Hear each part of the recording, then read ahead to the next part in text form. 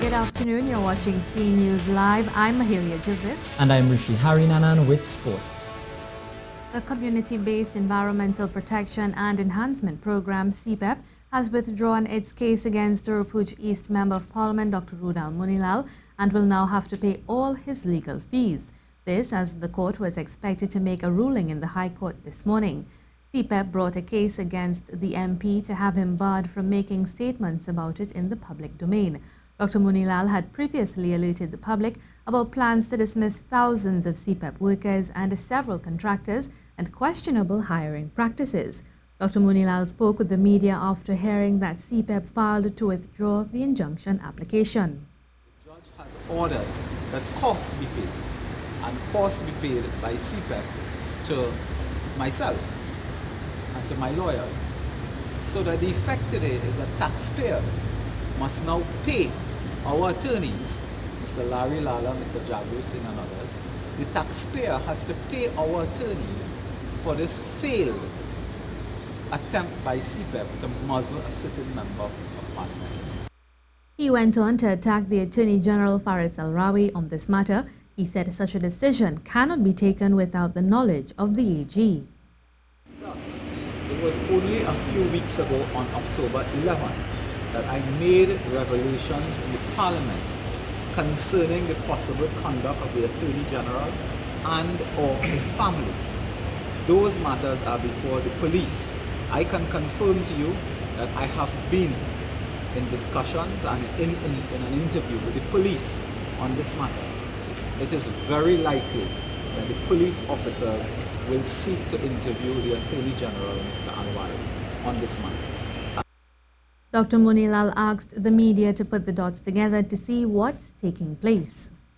At the same time, when the police and the defense force are investigating the Attorney General, I am facing an injunction by a state company that had to have the authority of the Attorney General. I ask you to connect the dot. This is a diabolical act of terror against citizens of Trinidad and Tobago and a member of Parliament. We have done the research. This is unprecedented in the Commonwealth. He went on to call on the CEPEP chairman to resign. Dr. Moonilal was the line minister for CEPEP in the People's Partnership government. To some other news now, the Arima Magistrates Court will be reopened tomorrow, 2 days after it was closed for emergency work to be carried out. In a statement issued last night, the judiciary said all cases will resume on November 3, 2016. It said all cases will continue to be heard at the Tunapuna Magistrates Court and will be dealt with accordingly. Members of the public are advised to visit the Arima Magistrates Court tomorrow for the purpose of getting their adjourned dates. A 41-year-old Arima man was shot and killed on Tuesday night. He has been identified as Marvin Bridgman. CCTV footage shows a man walking into a house where Bridgman and another man were and began to shoot. The attacker is then seen standing over the deceased and firing more shots. The shooting was said to have taken place around 7 p.m. in Bridgman's garage. Bridgman lived at Winston Mulligan Drive, Phase 4 in La Hocata. A security guard was shot and killed in Maturita, Arima this morning. C News understands the suspected killers were attempting to rob a delivery truck of cigarettes when the incident occurred. The guard was said to be on duty on the delivery truck when it stopped at a shop on Kingdom Drive, Maturita, when the assailant shot him and escaped with the vehicle. We are told the vehicle was later found abandoned in the heights of Guanapo without the cigarettes. While you're watching the C News Live report at noon, remember you can keep up to date with all the latest news on our website at ctvtt.com, or you can check out our Facebook and Twitter pages at C News Live.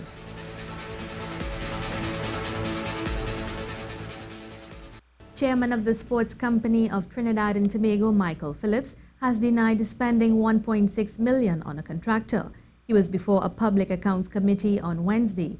Member Jennifer Batiste Primus read from the Auditor General's report outlining the sum of money spent to hire The Edge Consulting Company Limited.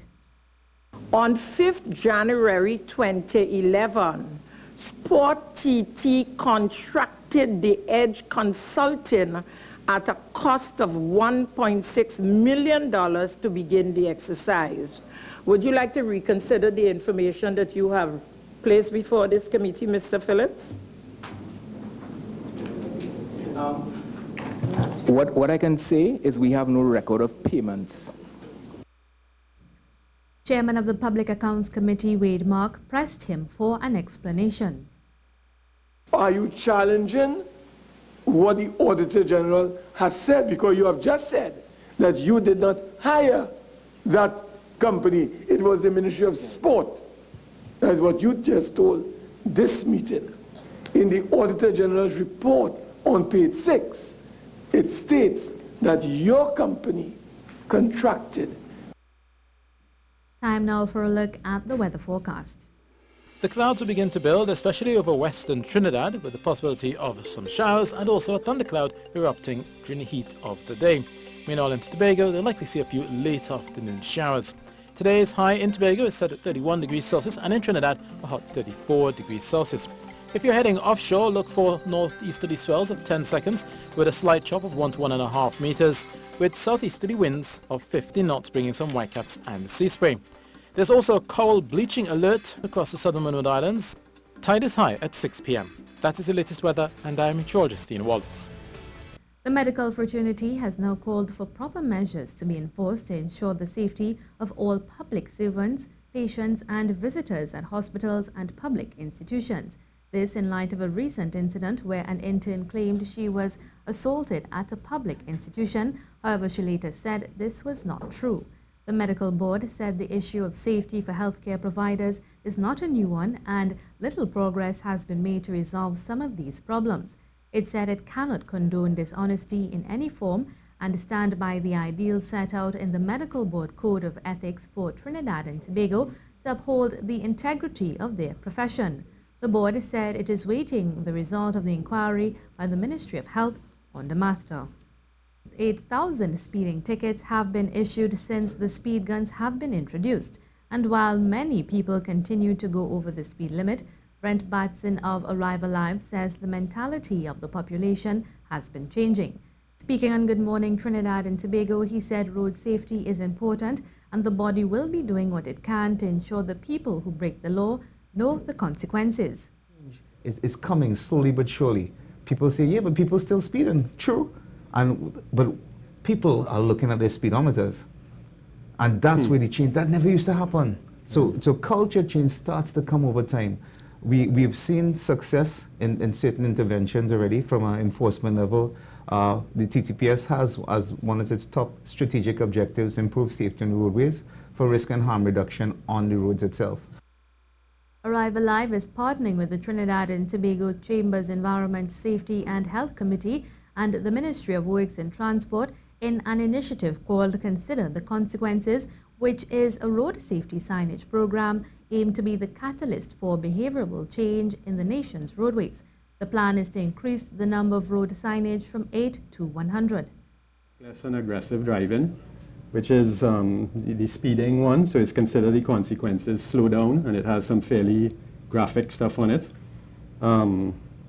They're nice signs though, they're eye-catching signs. One is aimed at breaking traffic lights, so it's consider the consequences, obey the traffic lights, and one is aimed at driving under the influence, so it's consider the consequences, designate a sober driver. The Chamber of Commerce Tobago Division and the Truckers Association in Tobago were again left to feel the backlash when the super-fast Glacier cargo ferry was unable to dock at the Scarborough port and had to return to Trinidad last night. The truckers said they waited at the port for almost 3 hours to collect their goods, only to see the cargo ferry on its way back to Trinidad. C News was informed that the cargo ferry was unable to dock because a British RFA Wave Night ship was mooring in the channel where the cargo vessel normally turns before it docks. It was reported that a cocktail reception involving several dignitaries, including the British High Commissioner, was happening aboard the British vessel at the time. A release issued by the Trinidad and Tobago Inter-Island Transportation Company stated poor communication was the reason for the chaos. The TTIT assured customers that use the superfast Glacier that all arrangements are in place to ensure the schedule is maintained and all operations will be effected for the timely berthing of all vessels at the respective ports. To some other news now, agricultural economist Omadath Maharaj says people must pay very close attention to the quality of food they consume, especially imported food. As he commented on the issue of importing frozen duck meat from Suriname, he said while the prices may be lower than homegrown duck, the quality may not be of a high standard. The consumer in this case in Trinidad and Tobago right now has to have that discerning spirit about what he or she consumes. We need to be more aware of where our food comes from, how it is produced, where it is produced, under what circumstances, These are the questions, and these are the questions we ask over the years. He admitted there is a big market in this country for imported duck meat, but he explained that while CARICOM allows for free trade, there must also be fair trade so the local industry will not be killed. Between 2011 to 2015, now this statistic is mixed a little bit because there's turkeys involved, right? There's imported meat, the edible offal of fowl species. The scientific name for it, of course, is Gallus domesticus, which is ducks, geese, and turkeys, and so on. We imported between 2011 to 2015 just below $1 billion of that. So the market for that imported meat, yes, it's becoming a little more evident now, but that market is big. That duck meat market is certainly big. Staying on the topic, President of the Trinidad and Tobago Farmers Union, Shiraz Khan, is once again voicing his concerns on the issue of importing frozen duck meat. He said local farmers are losing money by rearing the animal. Speaking on CTV's Good Morning Trinidad and Tobago, Mr. Khan said during these economic times, the cost to earn an income from these animals is proving to be a challenge. He said the cost of imported meat is putting the local farmer out of business. It costs me about nearly $30 to produce a pound of duck meat, and I have to sell it at $25. How could you now be producing at $13 a pound and have to sell meat to compete with the imported duck, the dumb duck that is coming in here that is being sold for $6? Commenting on the lack of the feed of state producer national flour mills, Mr. Khan said this cost is also posing a challenge. On the farmer to access to feed in terms of cost. So we now have to be running up and down to get more to feed our ducks. But it costs even the broiler ducks, it costs you about $13 a pound to produce it. Member of Parliament for Arima Rodney Charles is calling on the ministers, Kazim Hussain and Rohan Sinanan, to use their influence within the cabinet to ensure the completion of 2 primary schools and the official handover of an early childhood center in his constituency. Charles said the new Minister of Local Government and Rural Development, Kazim Hussain, has, as member of the Ashja board, can use his influence in cabinet to deliver on the construction of the Barakpur Ashja Primary School. He said monies were allocated in the 2015 budget estimates for preliminary works on the school, but nothing has happened since. The MP is also asking newly appointed Minister of Works and Transport, Rohan Sinanan, for his assistance in completing works at the Reform Village SDMS Primary School. He said the estimated 150 pupils are housed in a dilapidated structure with inadequate toilet facilities, poor ventilation, and cramped conditions. Well, Rishi Harinanan is here to tell us what's happening in the world of sport. Rishi? Yes, Mahalia, and it was some exciting news. West Indies can actually win the 3rd and final test match against Pakistan. That brings us to the end of the C News Report at noon. I'm Mahalia Joseph. And I'm Rishi Harinanan. Conversation with C News comes up next. We'll be talking about teen suicides in Trinidad and Tobago, so stay tuned for that. Do have a good afternoon.